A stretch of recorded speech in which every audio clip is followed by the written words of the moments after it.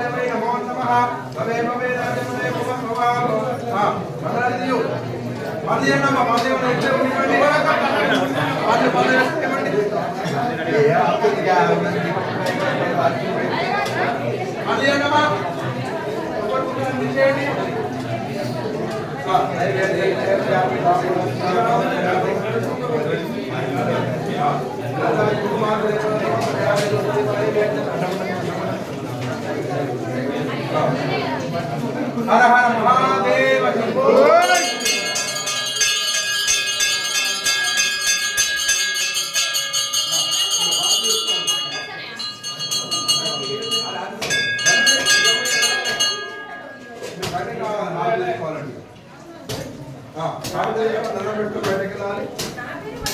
అమ్మ కొబ్బరికాయలు తీసుకెళ్ళండి, కొట్టిస్తారా? మీకు ఎన్ని గంటలకు కష్టపడతారు?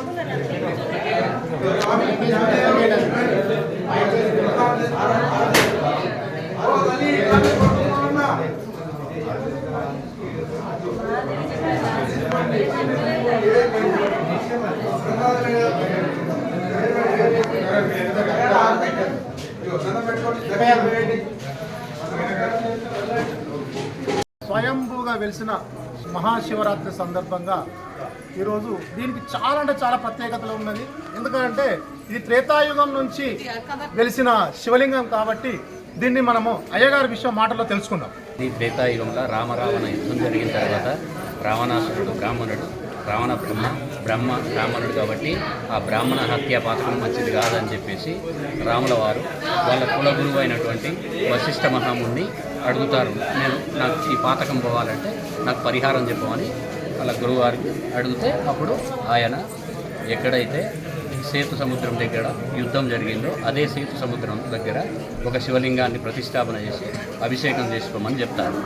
దానికి మరి మనకు శివలింగాలు ఎక్కడ ప్రసిద్ధి అని అంటే కాశీ నుండి తీసుకొని రావాలి అని అంటే అప్పుడు చాలా ఇబ్బంది అవుతుంది కాబట్టి వాయు మార్గంగా ఎవరైతే వెళ్తారో అని ఆలోచించి ఆయన శిష్యుడైనటువంటి రాముల వారి శిష్యుడైనటువంటి ఆంజనేయ స్వామిని పిలిచి నీవు కాశీకి వెళ్ళి ఒక శివలింగాన్ని తీసుకొని రమ్మను అని చెప్పేసి పంపిస్తారు. అప్పుడు ఆంజనేయ స్వామి వాయు మార్గంగా కాశీకి వెళ్ళగానే ఈ మన ఇప్పుడు ఉన్నటువంటి ఇక్కడ శివలింగం కనపడుతుంది. ఈ శివలింగం చాలా పెద్దగా 9 అడుగుల పొడవు, 6 అడుగుల వెడల్పు ఉంటుంది. చాలా గ్రామం లెక్క కనబడేసరికి ఆయనకు చాలా సంతోషపడి ఆ శివలింగాన్ని పట్టుకొని వస్తూ ఉంటాడు. కాకపోతే ఏంటి అని అంటే అక్కడ కాశీలో కాలభైరవుడి ఆజ్ఞ లేనిది ఏది కూడా జరగదన్నమాట. ఆ కాలభైరవుడి పర్మిషన్ తీసుకోకుండా ఈయన తీసుకొని రావడం వల్ల ఆయనకు కోపం వచ్చేసి కాలభైరవుడు శాపం పెడతాడు.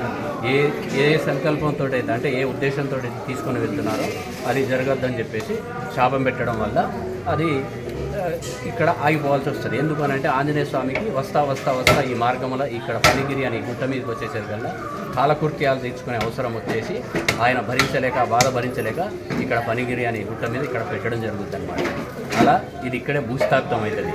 ఆ తర్వాత అక్కడ రాముల వారు ఈ సీతమ్మ వారు కూర్చొని ఇంకా రావట్లేదు, మరి ముహూర్త సమయం అయిపోతుందని చెప్పేసి వాళ్ళు ఒక ఇసుక లింగాన్ని అక్కడ చేసి పూజ ప్రారంభమవుతుంది. ఇక ఆ తర్వాత ఇది ఇక్కడ భూస్థాపితం అయిపోతుంది.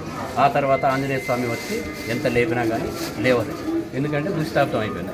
కాబట్టి ఆయన కోపం వచ్చేసి పిడిగుద్దులు మోకాలతోటి గుద్దడం, చేతులతోటి ఇట్లా పెకిలించడం ఎంత చేసినా కానీ రాదనమాట. ఇక అప్పుడు ఆయనకు ఇది ప్రతిష్టాపన జరిగిందని చెప్పేసి ఇక వేరొక శివలింగాన్ని తీసుకొని వెళ్తా అని చెప్పేసి అప్పుడు ఆంజనేయ స్వామి ఇక్కడ ఒక 3 బండలు ఆ పక్క ఈ పక్క 2 ఈ 2 బండల మీద పెద్ద బండరాయిని పెట్టేసి వెళ్ళిపోతాడన్నమాట. ఇది ఇక్కడ స్థల పురాణం. ఇక్కడికి వచ్చే భక్తులందరికీ 90% అందరికీ మంచి జరుగుతూ ఉన్నది. ప్రతిసారి భక్తులు చాలామంది వస్తూ ఉంటారు. శివరాత్రి కానీ, కార్తీక మాసం కానీ, శ్రావణ మాసం కానీ ఇక్కడ ఎక్కువ శాతం పెళ్ళిళ్ళ కోసం అని చెప్పేసి చాలా పూజలు జరుగుతూ ఉంటాయి. అందరికీ సక్సెస్ అవుతుంది. అందుకనే భక్తులందరూ నమ్మి ఇక్కడికి చాలామంది వస్తూ ఉంటారు.